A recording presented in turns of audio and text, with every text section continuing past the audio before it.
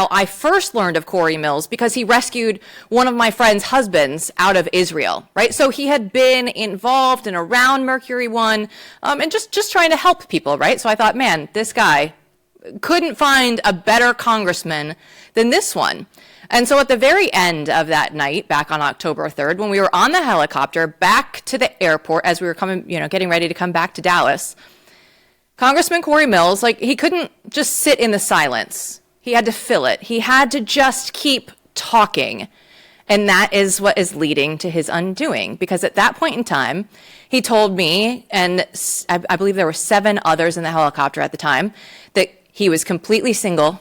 There was absolutely no one in his life, and he was very lonely. I thought, okay, I've heard him say this to other people before, so I thought, all right, he's just a lonely guy. That's a very weird thing to say the first day that you meet someone.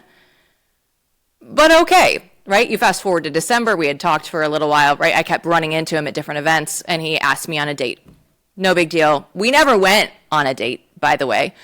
So then we go to February 19th. We fast forward in this story. And this is when his DC girlfriend, who he said, again, there was no one in his life. He was lonely. The DC girlfriend calls the cops for an alleged assault at his DC penthouse, which he pays $21,000 a month for.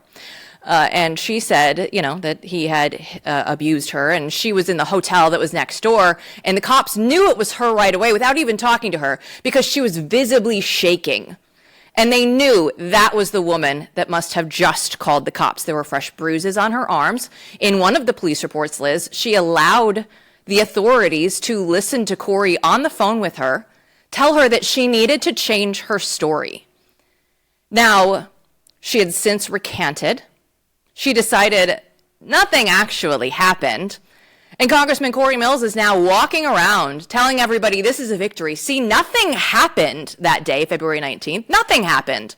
This was all a misunderstanding, and the police are actually looking into themselves to see how they were handling this event. So that's how this entire thing started, because at that point in time, the February 19th incident, the DC girlfriend told the authorities that Corey Mills was her significant other for over a year.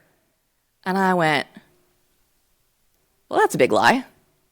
There was no reason for him to lie to us on that helicopter. Why, when you weren't asked a direct question, why would you just offer up this kind of a lie? Nobody was asking the congressman the very first day we met him what was going on in his personal life.